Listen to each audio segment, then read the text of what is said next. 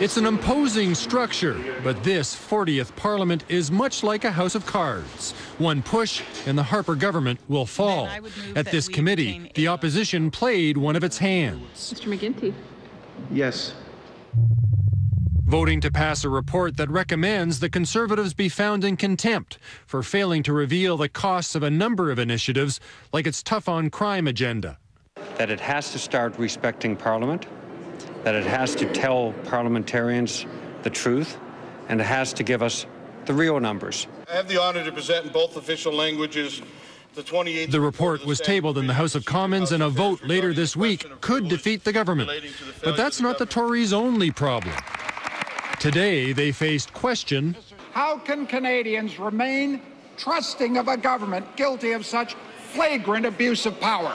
After question. Why would anybody believe a government that would allow influenced peddlers and convicted felons into their inner circle?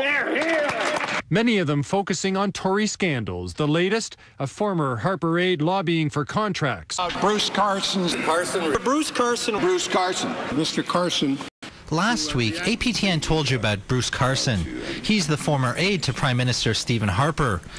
An APTN investigation discovered information that suggests he planned to use his contacts within the Prime Minister's office and throughout the federal government to help advance the interests of an Ottawa water company.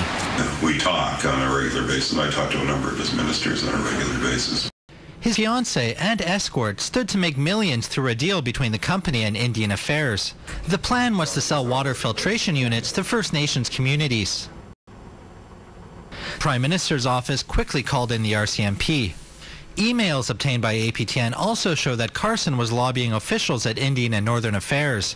So John Duncan was also on his feet today during question period. I have never met with Mr. Carson regarding the H2O Global Group. My staff met with Mr. Carson on January the 11th and provided publicly available information, as did department officials. No contracts have been awarded to H2O Global Group. But John Duncan isn't the only minister who is named. In a taped interview, Carson told APTN he wanted to involve Environment Minister Peter Kent to help speed up the deal. Where we're going next with this, and this is nobody's business but mine, is to sit down with Duncan, Kent, Atleo, and myself, and probably Patrick, to try and figure out a way to break through the logjam. Bruce Carson has volunteered to withdraw from the Alberta government's oil sands advisory panel, a panel that was supposed to end accusations of favoritism and scientific incompetence in the management of the oil sands industry.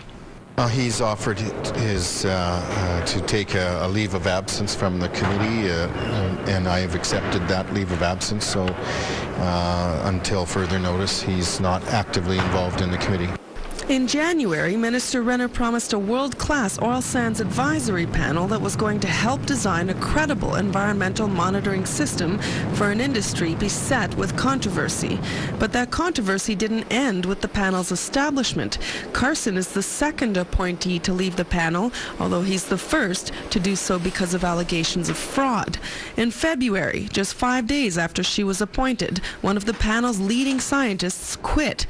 Dr. Helen Ingram objected to the Alberta government's requirement that she get written permission from the Environment Minister before she talked to anyone. At the time, Ingram also said there were too few actual scientists on the panel. This is how we do things in Alberta. The energy industry and business and economics are the priorities, and then whatever else we're talking about becomes kind of, okay, well, it's also important. According to Donahue, the panel is already stacked in the industry's favor, with only 4 scientists out of 12 appointees.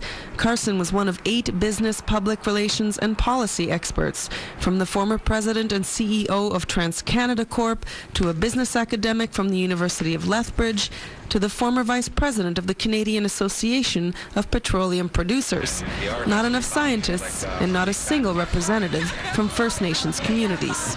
I would think that someone who has been strategizing with industry solely on the issue of public relations campaigns to combat legitimate scientific criticism When he was appointed, Carson was the executive director of the Calgary-based Canada School of Energy and Environment and a former policy advisor to the Prime Minister.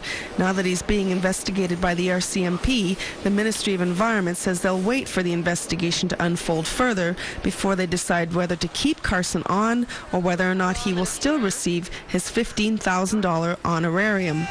Oil sands critics are saying Carson should never have been appointed to the panel in the first place. Contact my heart doctor. I'm starting to get really pissed off up here.